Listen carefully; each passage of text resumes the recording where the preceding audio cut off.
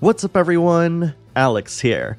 I got a chance to play Sword of Convallaria during its final closed beta test, and I am loving it. If you've never heard of it before, it is a free-to-play tactical RPG that's inspired by the greats like Final Fantasy Tactics and Ogre Battle, and it's coming out on July 31st on Steam, App Store, and Google Play.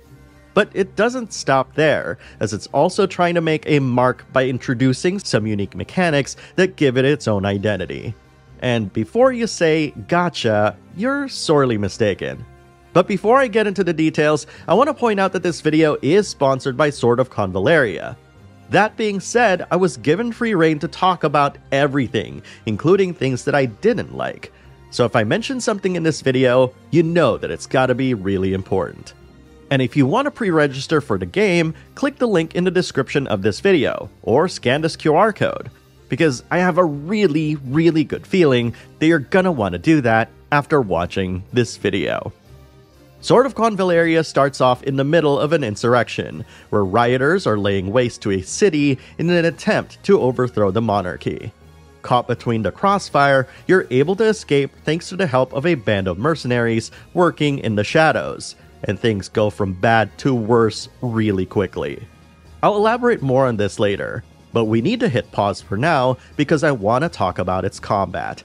Sword of Convallaria's battles are round-based, meaning every single character and enemy will need to act once before the next round occurs.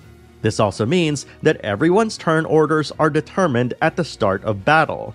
This is different from other RPGs you played because this turn order never changes, allowing you to plan your moves ahead in anticipation of a future turn. Rounds continue until the victory or defeat conditions have been met. Simply put, the way Sword of Convallaria handles this reminds me a lot of Fire Emblem, which is something that I didn't expect. Each character in Sword of Convallaria will have a basic attack and some sort of special ability depending on their class. You can use special abilities as long as you can spend the required points to do so, and these points increment at the start of every round. Some special abilities may be subject to cooldown, preventing you from using them back to back. This is important because one of Sword of Convallaria's distinctive features is your ability to use said skills to set up your enemies in ways that can help you win its battles handily.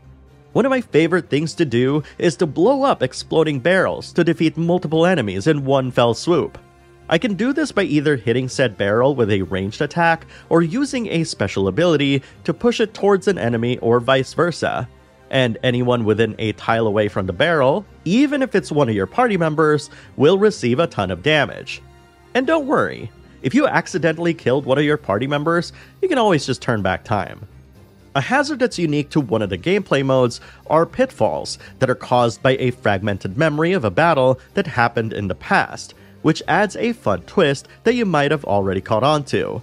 Simply put, in these maps, if these pitfalls surround your battlefield, you can just simply push enemies off of it, killing them instantly. These and many more hazards are what makes Sword of Convallaria's battles dynamic and fun. With a proper party makeup, you can take advantage of these hazards to ensure that your small group doesn't get overwhelmed. What's more is that these hazards can make battles relatively short, especially when compared to other tactical RPGs. You can finish a battle within 5 to 10 minutes tops, after which you'll be moving along with whatever mode you're playing in. Speaking of which, you'll unlock each of Sword of Convallaria's gameplay modes one by one as part of your onboarding experience. The first of these gameplay modes is the Fool's Journey, which unlocks shortly after the story that I briefly talked about earlier. This gameplay mode features multiple battlefields that attempt to relive the events of what happened based on a partial recollection of these battles. Because these recreations are incomplete, this allows for the presence of pitfalls that surround said battlefields, adding a dangerous hazard that can both benefit and hinder you. Playing through the Fool's Journey will eventually unlock the Spiral of Destinies, which is my favorite game mode. Spiral of Destinies is the game mode where you'll find the continuation of the story. But that's not all. This game mode also features a calendar system that simulates your time with a mercenary group that freed you, effectively joining them as one of their members. Though, if I'm being honest, you're doing so much more than just being a member, as you're dispatching characters in deployment quests, training them, making gear for them, or just outright resting. You can exhaust them after all. These little details allow you to build up your army in fun ways, all the while experiencing the main story in such a way that's fun and lets you engage in its battles a lot more. What's interesting about Spiral of Destinies is that the characters featured within have different stats when compared to elsewhere in the game, which is why each chapter requires you to use a key to unlock. Truthfully, I haven't played enough of the game to know when or how often I'll get these keys. But from what I did play of Spiral of Destinies, made me feel as though I'm playing a game with tons more depth than what I expected. Which brings me to one of my bigger criticisms of Sword of Convallaria that could very well determine its staying power: its ability to make people comfortable with its free-to-play systems. I want to start this section off by saying that I've only gotten deep in a couple of free-to-play games that are similar to Sword of Convallaria, and the biggest problem I've found while playing those games is keeping track of what its plentiful currencies, trinkets, and baubles do.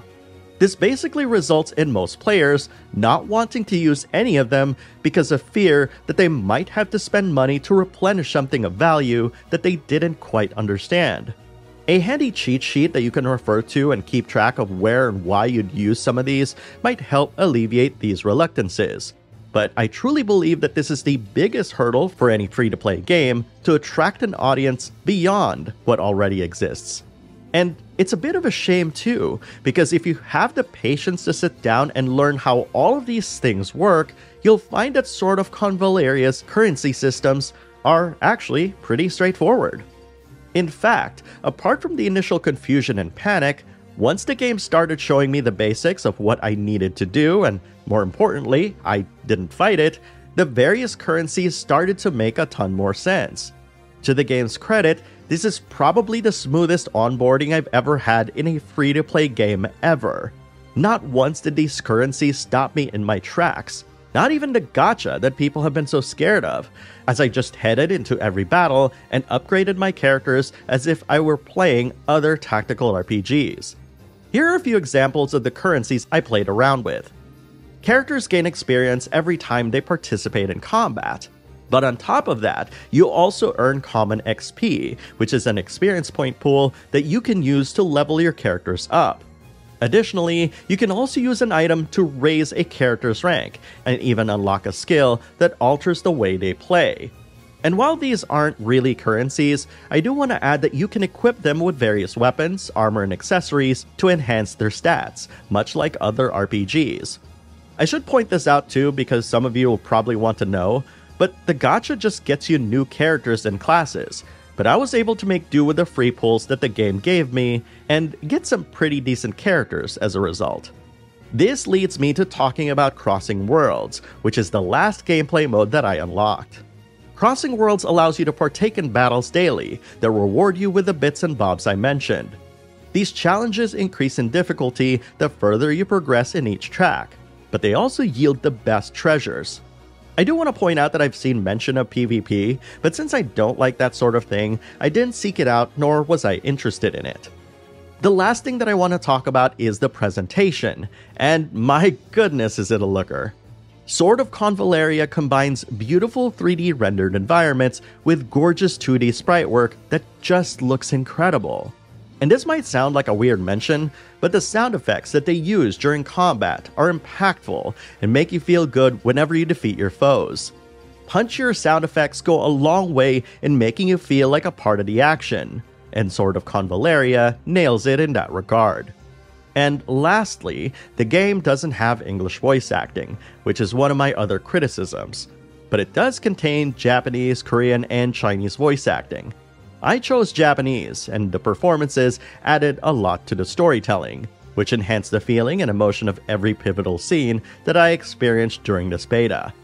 And I should point out that Hitoshi Sakimoto is composing for this game, and there are several songs that I've heard that are giving me Final Fantasy Tactics and Ogre Battle vibes.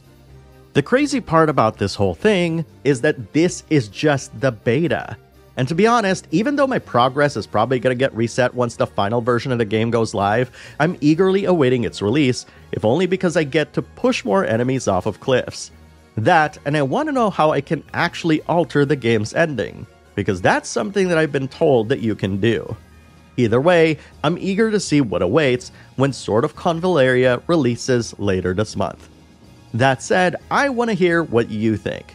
If you want me to talk about how various parts of the game works in detail, let me know. Post your thoughts in the comments below, and let's talk about it. Thank you very much for watching, everyone, and I'll see you in the next video.